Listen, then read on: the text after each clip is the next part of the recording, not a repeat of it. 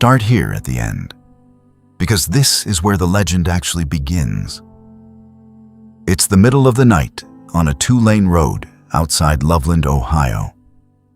The Little Miami River is running high and black off to the side, the way it does every spring when the snowmelt comes down from the hills. A police cruiser is idling on the shoulder. Inside are 2 officers who have done this shift 100 times before. Quiet roads, quiet town, nothing much happening after midnight except deer crossing the blacktop and the occasional drunk driver weaving home. Tonight is different. One of the officers sees something on the guardrail up ahead, not beside it, on it, crouched. At first, the brain does what brains do with ambiguous shapes in headlights at 3 in the morning. It reaches for the nearest familiar explanation. A dog, a large raccoon, somebody's escaped pet maybe, hunched over and confused by the light. Then it turns its head and looks at them.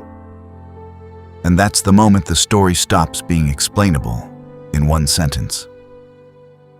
What the officer says he saw was not a dog, not a raccoon, not anything with a name he already knew. It was 3, maybe 4 feet tall. It stood or crouched, depending on which retelling you trust, on 2 legs, like a person would, but with a body that curved and hunched the way a frog's does right before it leaps. The skin, he'd say later, wasn't fur and it wasn't scale. It was leathery, textured, wrong, in the specific way that makes the hair go up on the back of your neck before your conscious mind has even finished processing what you're looking at. For a few seconds, nobody moved. Not the men in the car, not the thing on the rail. Then it turned, and it did something that no dog and no raccoon does. It swung itself over the guardrail like a person climbing a fence, and it dropped down toward the riverbank and was gone. One of the officers fired his weapon.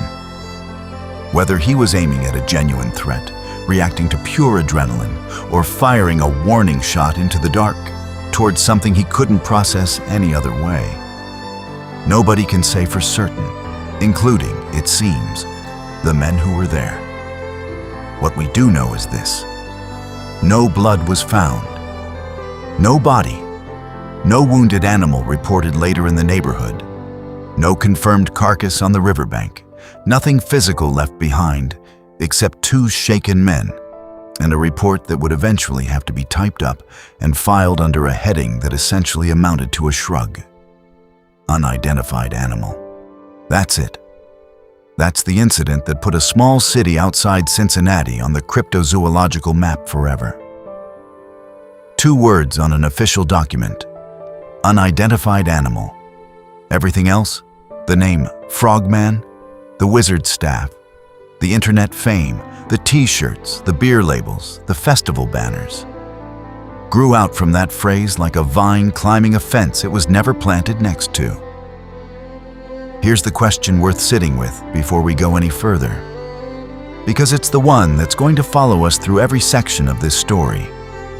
How does an unidentified animal on a police blotter become a myth that a whole town builds its identity around 50 years later?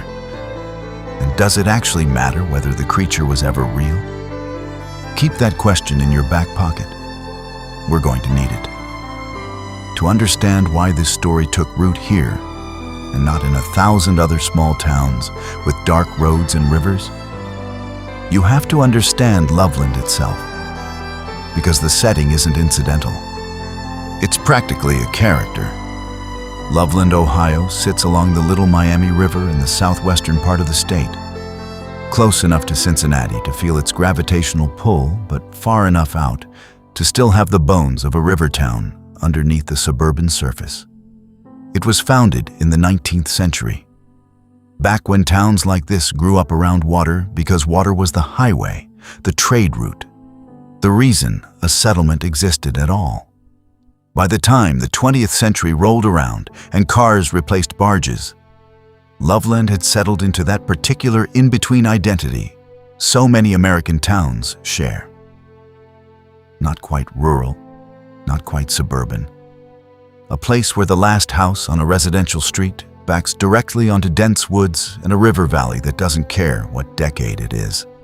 That's not just scene setting. That geography is doing real work in this story. Think about what a river valley like the Little Miami actually offers, biologically and psychologically. It's wooded. It floods seasonally, which means the wildlife populations shift and appear and disappear in ways that don't always match a resident's mental map of the animals that live around here. It has wetlands, which are exactly the kind of habitat where unusual amphibians and reptiles, the big, weird, rarely seen kind, can exist and go unnoticed for years. And it's dark, genuinely dark, in a way that stretches of suburban development with streetlights every 50 feet are not. Now, layer psychology on top of biology. Human beings are exceptionally good at pattern recognition and exceptionally bad at admitting when a pattern doesn't fit anything they already know. When you see movement at the edge of your headlights, at night, in low visibility, near water, your brain does not present you with a blank slate and say, "Insufficient data. Please investigate further." It reaches for the closest available template, human shape, animal shape, something in between, and fills in the gaps with whatever's culturally available to it. In a town with woods and a river and long, dark roads, ambiguous animal encounters are not rare. What's rare is a town whose ambiguous encounters get believed, get repeated, and eventually get named. Loveland got named. So before a single frog thing ever allegedly climbed a guardrail, the stage was already set. A transitional landscape, half tamed and half wild, sitting right at the boundary between human infrastructure and a river valley that predates all of it. Folklorists have a phrase for locations like this: liminal space, borrowed from the Latin word for threshold. It's not an accident that so much of world mythology places its monsters at thresholds, at crossroads, at riverbanks, at the tree line, at the edge of town where the streetlights stop. Loveland's geography put a literal threshold, a guardrail over a river, right in the path of anyone driving those back roads at night. The land, in other words, was already primed to generate a story like this. It just needed a first witness. Here's where the legend, in its earliest form we can trace, actually starts. Nearly 2 decades before the police report that made it famous, and in a much stranger, much less examined shape than the version most people know today. The story goes that in 1955, a traveling businessman was driving along a road near the Little Miami in the small hours of the morning. The way traveling businessmen did back before interstates made those long night drives obsolete. Somewhere near a bridge, his headlights caught something that stopped him cold. Not one creature, but 3, standing near the roadside. Picture what that must have felt like for a second. You're alone. It's dark. You're the kind of person whose job requires you to drive unfamiliar roads at odd hours, which means you've probably seen 100 deer, a dozen raccoons, maybe a stray dog or 2 frozen in your headlights over the years.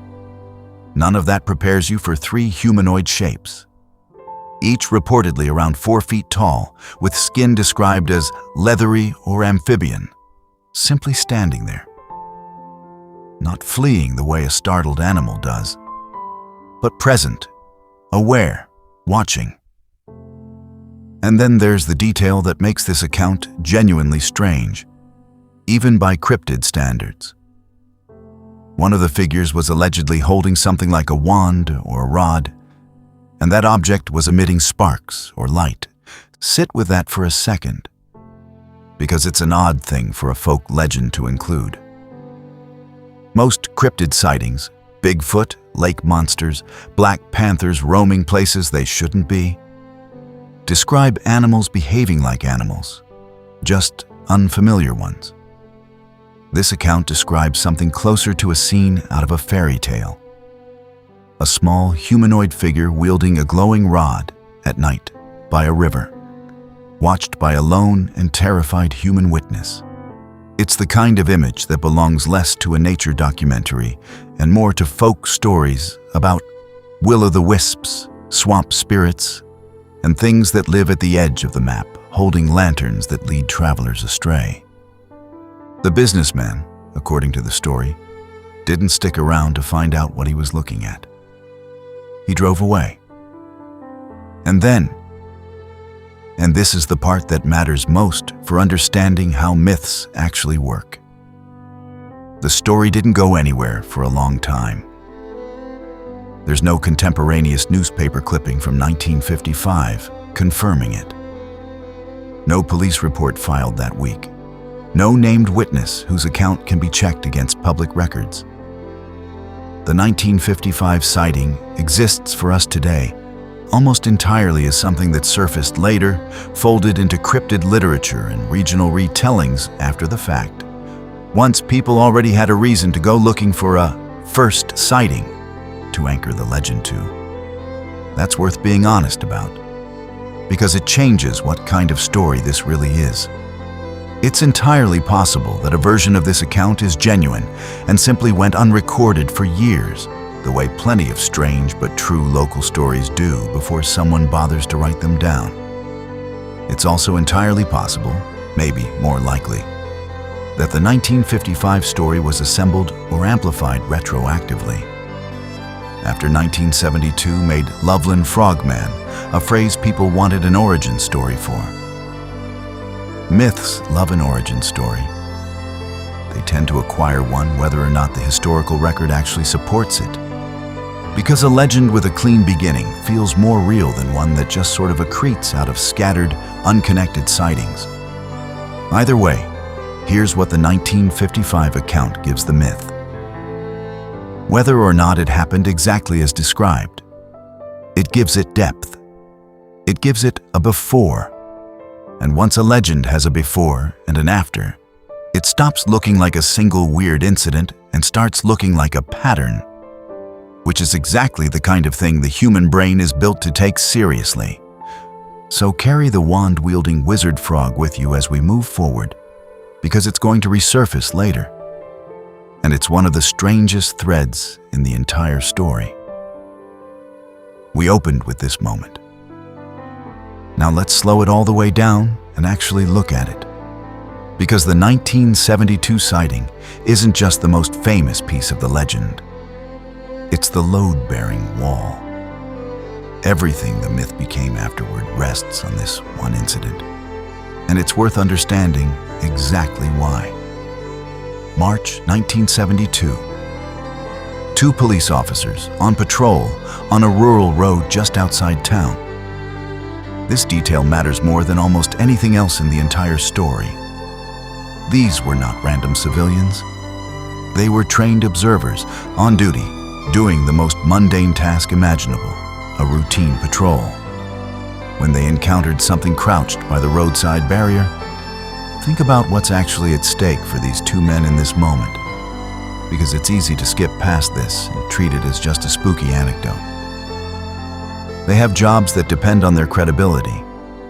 Their entire professional function is to observe situations accurately and report them factually. That's the whole basis of police work, writing down what happened in a way that can be trusted and acted on. If they report something ordinary as extraordinary, they risk their reputations, their standing with colleagues, maybe their careers, in a profession that does not reward officers who file reports about monsters. If they don't report what they saw, and it turns out to matter, they've failed in the other direction, withholding information from a report that's supposed to be complete. So when the creature allegedly turned its frog-like head and looked directly at them, and one officer's response was to fire his service weapon, that's not a throwaway detail. That's a man making a split-second decision about a threat he cannot categorize, using the only tool he has to manage an unknown situation, in front of a partner who is going to remember exactly what he did next for the rest of his life. No hit was confirmed. No blood, no body, no wounded animal ever surfaced. The creature, whatever it was, went over the guardrail, went down toward the river with what witnesses described as an unnerving, almost deliberate calm, and vanished into terrain that, as we've already established, is exactly the kind of dense, wet, poorly lit habitat where something could disappear and never be found. And then came the part that turned this from something two guys saw on a weird night into an actual historical event. The paperwork. The officers filed a report. It went on record, however vaguely worded, as law enforcement documentation of an encounter with an unidentified animal. That single administrative fact, the existence of an official record, did more to legitimize this story than 100 campfire retellings ever could have. Here's why that distinction matters so much. If a teenager tells his friends he saw a monster by the river, that's a rumor. If a traveling salesman tells a strange story that only surfaces years later with no paper trail, that's an anecdote, easy to dismiss or forget. But if two police officers, on duty, file an official report describing an encounter with something they could not identify, suddenly you have institutional validation. You have a document. You have people whose job is credibility putting their names, even informally, next to a story that sounds like it belongs in a comic book. Local newspapers picked it up almost immediately. And that's the moment the Frogman stopped being a local curiosity whispered about at gas stations and became something bigger. A story with a paper trail, a date, and a badge number attached to it. From there, it was only a matter of time before it reached cryptozoological circles nationally, sitting on the same shelf, so to speak, as Bigfoot and the Loch Ness Monster. Legendary creatures whose fame, in every case, was built less on physical evidence than on the credibility of the people who claimed to have seen them. Now, the skeptical read. Because it deserves real weight here, not a dismissive footnote. Visibility conditions on a rural road at 3 in the morning are genuinely terrible. Human night vision is poor at the best of times, and stress narrows perception even further. Under threat, people's brains prioritize speed of interpretation over accuracy, which is exactly the wrong trade-off for correctly identifying an unfamiliar animal shape in the dark. Large reptiles, meanwhile, were not as impossible to encounter in that region as you might assume. Escaped exotic pets, iguanas, monitor lizards, occasionally turn up in places they have no business being, abandoned or escaped from private owners who underestimated what they were bringing home. A large monitor lizard, glimpsed briefly, crouched in poor light by two adrenalized men expecting nothing more exciting than a quiet patrol, could plausibly generate exactly the kind of ambiguous, half-humanoid impression that got reported. None of that proves the officers were wrong. It just means that the most famous, most credible sighting in the entire Frogman canon is also the one most vulnerable to an ordinary explanation. And that tension between institutional credibility and mundane plausibility is the engine that has kept this story alive and argued over for 50 years. Here's a strange thing that happens to almost every modern cryptid story, and the Frogman is a textbook case of it. The creature keeps changing. Not the story of the creature itself. Its actual physical description shifts, generation by generation of retelling, in ways that have less to do with what anyone actually saw and everything to do with how storytelling works. The earliest accounts, if you go back and read them carefully, are strikingly vague. A humanoid shape, basic bipedal posture, leathery skin, amphibian in quality. That's about as specific as it gets. There's no consistent color, No agreed-upon size beyond several feet tall. No description of the face beyond broad amphibian similarity. It's the kind of description you'd expect from someone genuinely startled in bad light. Impressionistic, fragmentary. More about the feeling of wrongness than any catalog of visual detail. But over the following decades, something predictable happens.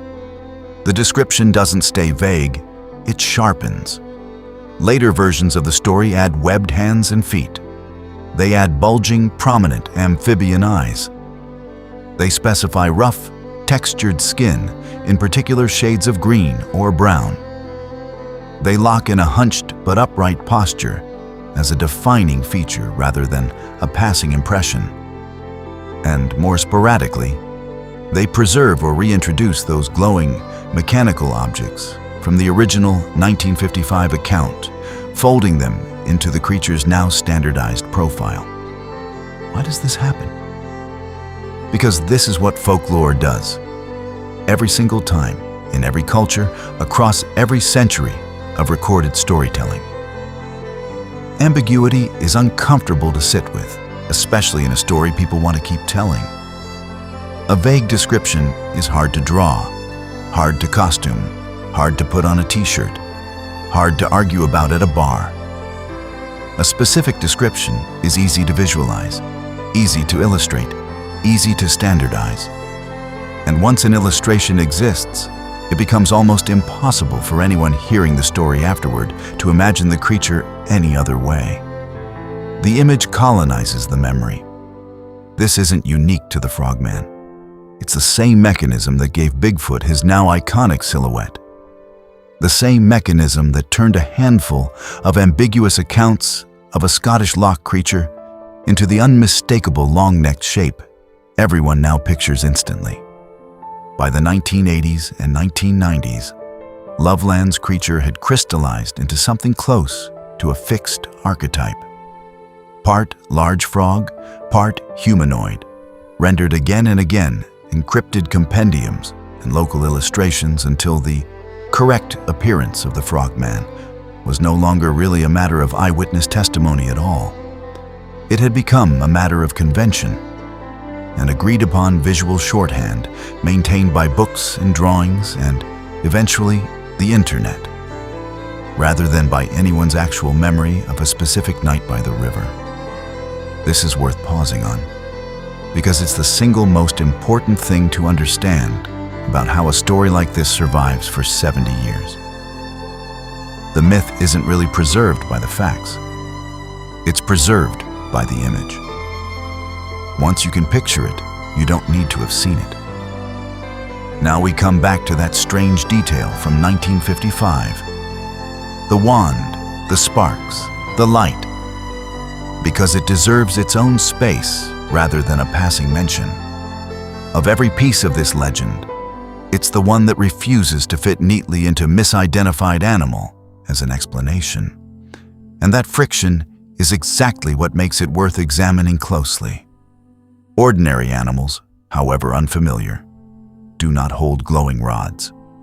That's simply outside the category of things a startled brain reaching for the nearest familiar template would invent to explain. Say, an iguana or a heron or a raccoon standing at an odd angle in poor light. The wizard frog variant, as some retellings call it, isn't describing a misperceived creature. It's describing something closer to folklore proper. A being that behaves with intention, wields an object, and seems to belong to a category of story much older than 1950s Ohio. Some folklorists who've studied the account suggest this detail is a later embellishment. A piece of imaginative color added by storytellers influenced by the science fiction imagery that was everywhere in mid-century American popular culture. When B-movies about strange lights and creatures from the deep dominated drive-in screens across the country. Under this reading, the wand might be a natural narrative addition once the story started circulating among people already primed by decades of pulp fiction to expect strange creatures to have strange tools. Others propose something a little more interesting. and a little more revealing about the era itself. That the detail reflects a kind of cultural anxiety bleeding into folklore, almost without anyone intending it to. The mid-20th century in rural and semi-rural America was a period of enormous, disorienting technological change. New electrical infrastructure spreading into areas that had never had it. New industrial equipment appearing in fields and riverbanks. New machinery whose function wasn't always obvious to a passing driver at night. A glimpse of unfamiliar electrical equipment, sparking or glowing at a distance in the dark, held by a shape the mind has already decided is not human, could very plausibly be folded into a single, seamless memory. A frog creature, holding a device that sparks. The brain doesn't necessarily distinguish, under stress and poor light, between creature-holding tool and creature near equipment. It just merges what it saw into the most coherent story available. Whichever explanation you favor, the wizard frog does real symbolic work in this legend, whether or not anyone who repeats the story consciously notices it. It fuses two things that don't normally belong together. Ancient nature myth imagery, a strange being that lives at the water's edge, half animal and half something else. And distinctly modern anxiety, the intrusion of unfamiliar power and technology into rural life. That fusion is rare enough in American folklore that it's worth remembering as one of the genuinely strange threads holding this whole story together. Proof that even a myth built largely out of misidentified wildlife can accumulate details that feel like they were borrowed from somewhere much older. For a long stretch after 1972, the Frogman stayed exactly where you'd expect a story like this to stay. Local.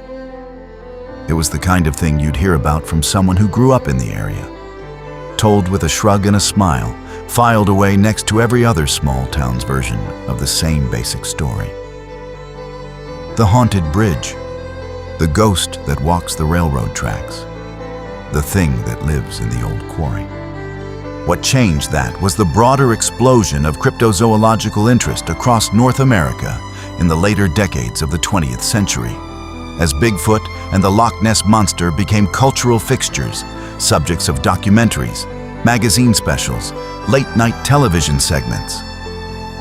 A whole ecosystem of lesser cryptids began getting scooped up into the same media machinery. Books cataloging strange creatures across the continent needed entries beyond the 2 or 3 most famous names. And a story with an actual police report attached to it was, from a publishing standpoint, gold. The Frogman wasn't just another campfire tale, it had documentation, however thin, which made it a far more attractive inclusion than the hundreds of undocumented local legends competing for the same shelf space. Then came the internet, and everything changed again, faster and more thoroughly than any previous wave of media attention. Online forums and early digital communities in the 1990s and 2000s turned out to be exactly the environment a story like this needed to thrive in. Local legends had always been geographically limited by definition. You had to know someone from the area or visit it to even hear the story in the first place. The internet erased that limitation completely. Suddenly, the Frogman could be discovered, discussed, and retold by someone in another state or another country who had never been anywhere near the Little Miami River and had no personal stake in Loveland's history whatsoever. It became a staple entry in local cryptid roundups and discussion threads, presented as one of the more credible, lesser-known American mysteries. The kind of story cryptid enthusiasts would bring up specifically because it wasn't as overexposed as Bigfoot. This is where something subtle but important happened to the myth. It detached from its own hometown. What had been, for decades, a story that belonged to Loveland, rooted in specific roads, specific officers, a specific stretch of river, became online, a free-floating piece of internet folklore that people could enjoy, share, and reference with almost no connection to the actual place. The Frogman became less a local legend about Loveland and more a brand, a character, a piece of shared internet culture that happened to have originated there. That transformation set up the strange, almost paradoxical position the legend occupies today, which we'll get to shortly. A myth that the town itself now has to actively reclaim and lean into, precisely because the internet had already run off with it. Let's slow down here and take the skeptical case seriously, because a story this durable deserves a genuinely rigorous look at the alternatives. Not a dismissive one-liner, but a real accounting of what a rational person, weighing the evidence, is left with. The misidentification hypothesis is the most straightforward and probably the most likely explanation on offer.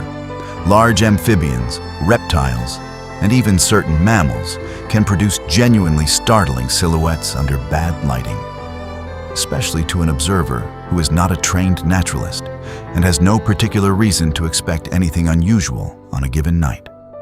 Monitor lizards and iguanas, both capable of reaching considerable size, both capable of an odd, hunched, semi-upright posture when startled or climbing, have been repeatedly proposed as candidates. Even an unusually large native frog species, glimpsed briefly and at a strange angle, could register in a startled brain as something far more humanoid than it actually was. None of these candidates perfectly matches every detail across every account.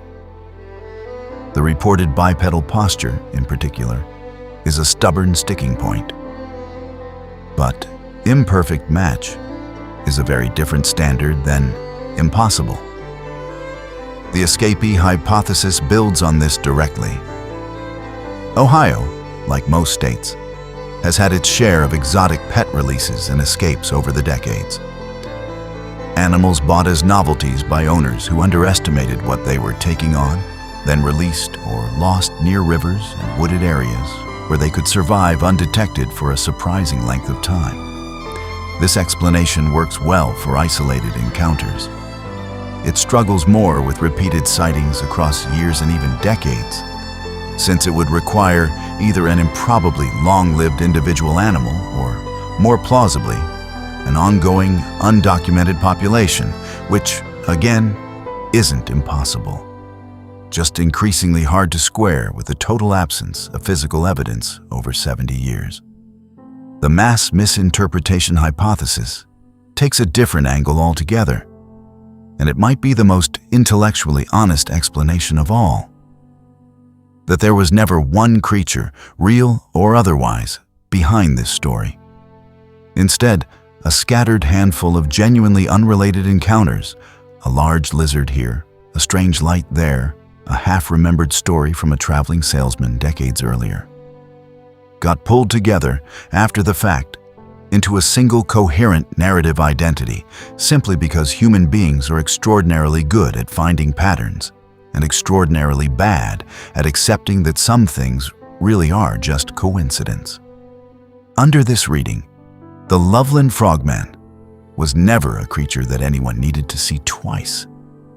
It was a name that retroactively organized several unconnected mysteries into something that felt, for the first time, like a single ongoing phenomenon.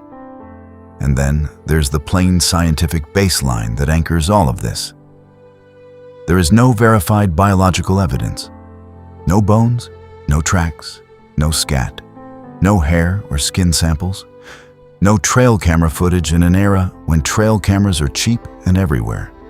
Nothing recovered from that riverbank in 50 years beyond stories.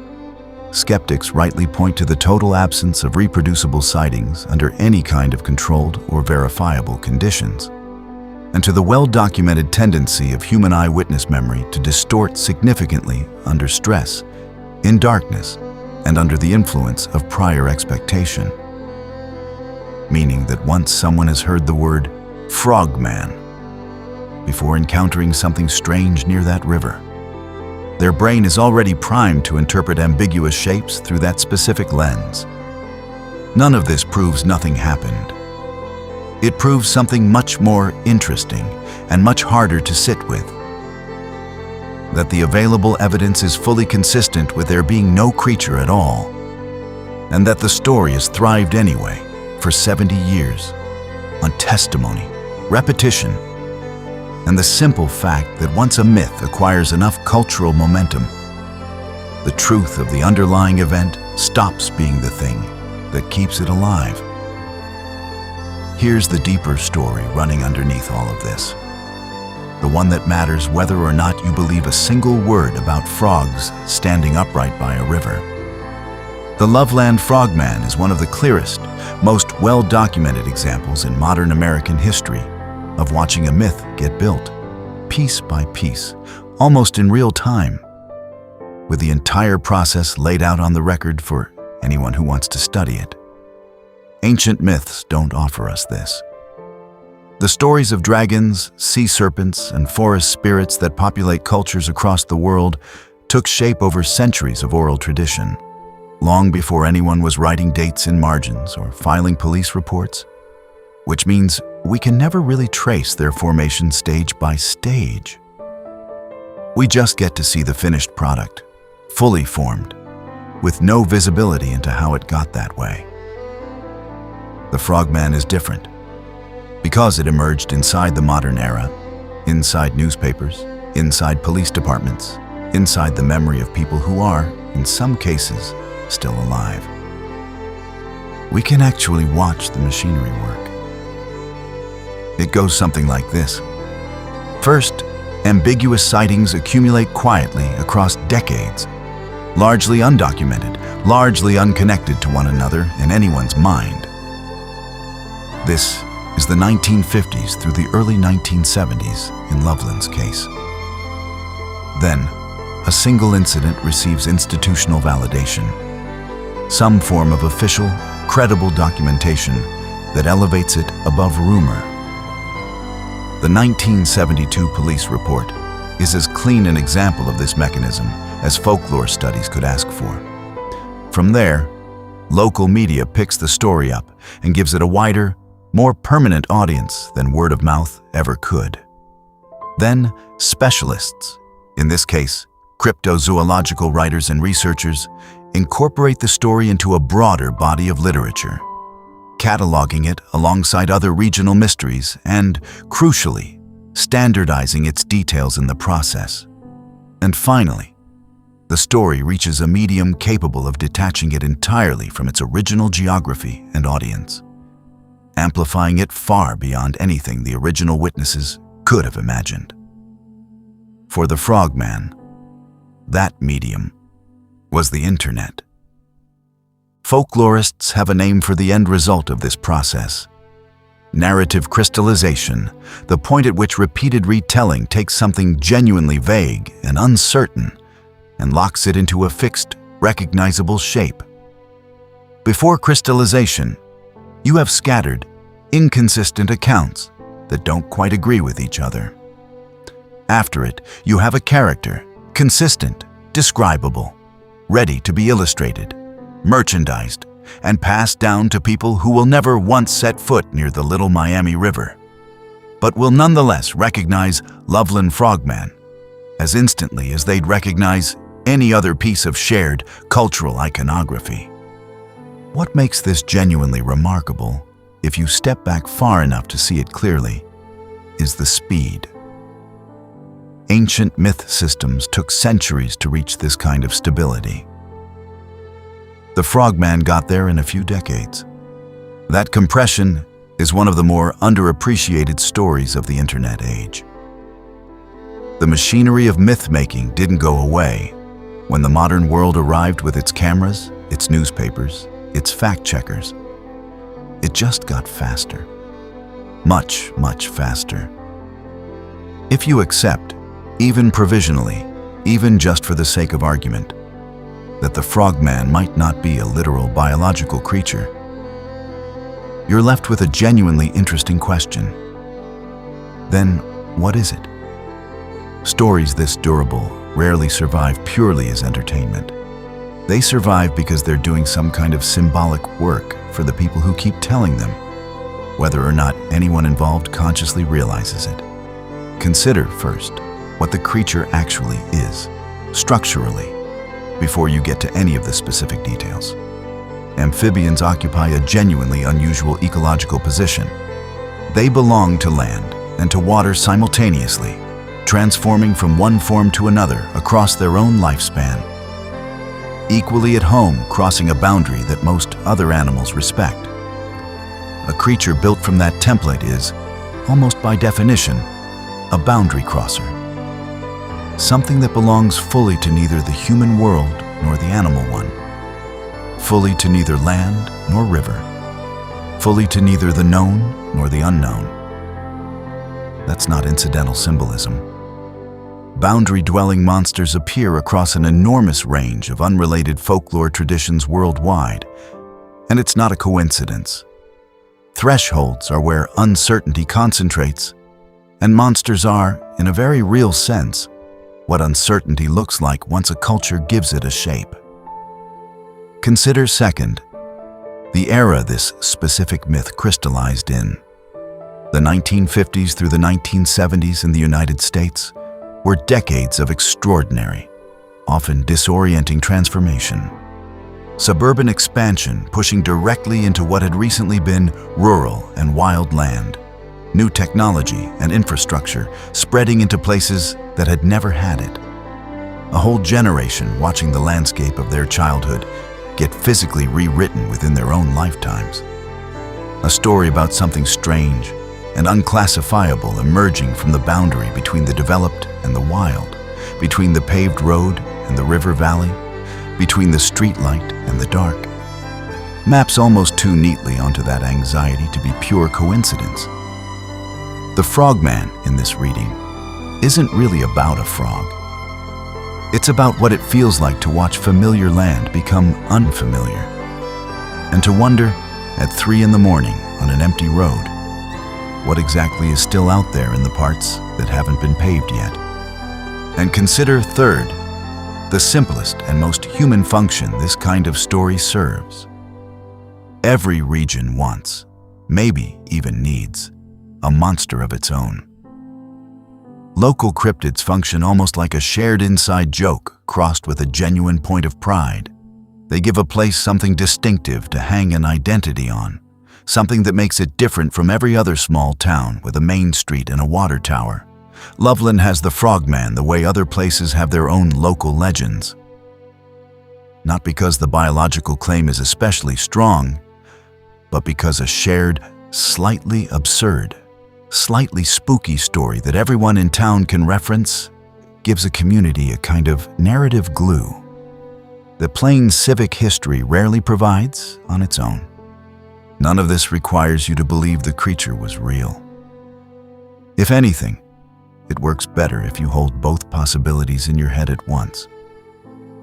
That something genuinely strange might have happened by that river, and that the story has also unmistakably taken on a life and a meaning that has very little to do anymore with whatever those 2 officers actually saw in 1972. Walk through Loveland now, and the Frogman isn't a rumor you have to go digging for. It's civic branding.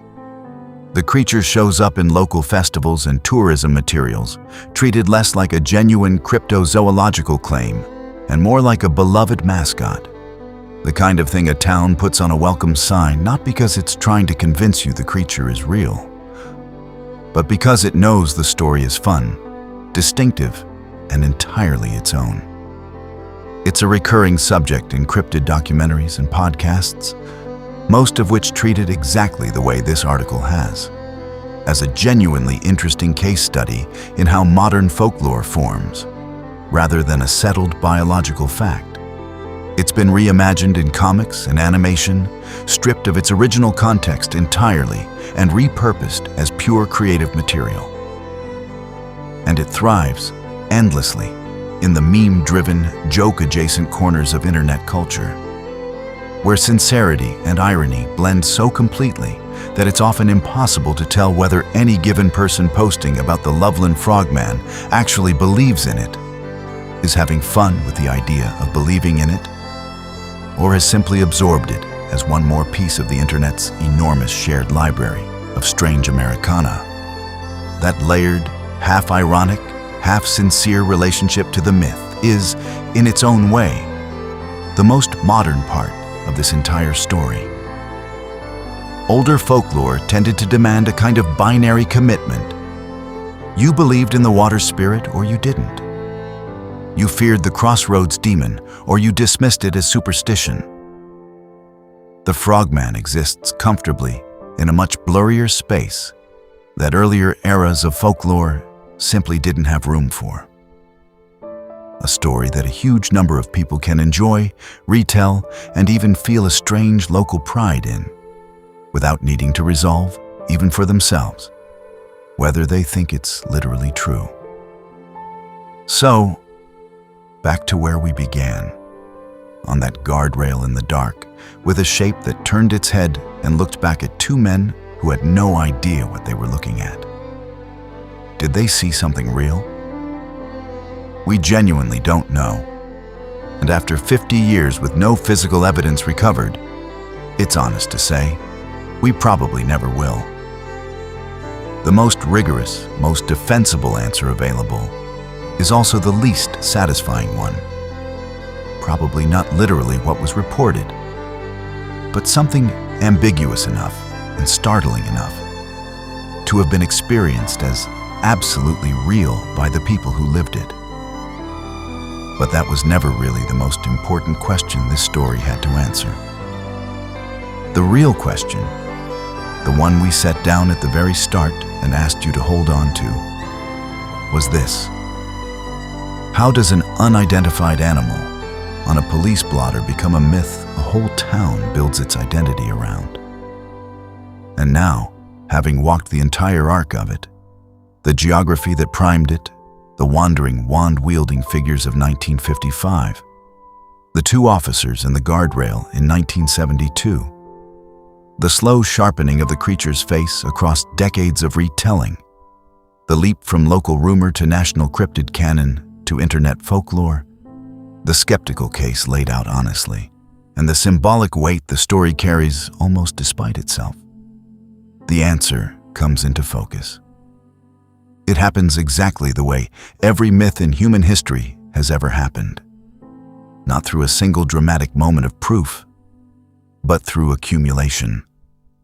An ambiguous encounter, given weight by institutional credibility, given permanence by media, given a fixed shape by repetition, and finally given a whole new life by a medium, the internet, capable of carrying it further and faster than anyone standing on that dark road in 1972 could ever have imagined. The Loveland Frogman was never really a story about a frog. It's a story about how uncertainty, given enough time and enough retelling, hardens into something you can put on a t-shirt. It's proof that the process that built every dragon, every sea serpent, every spirit that ever lived at the edge of a village's maps didn't stop being active once humanity got streetlights and police departments and the internet. It just got a paper trail. And that, in the end, is the most unsettling part of the whole story. More unsettling, honestly, than any leathery, frog-faced shape crouched on a guardrail in the dark. Not that something strange might be living in the woods along the Little Miami River.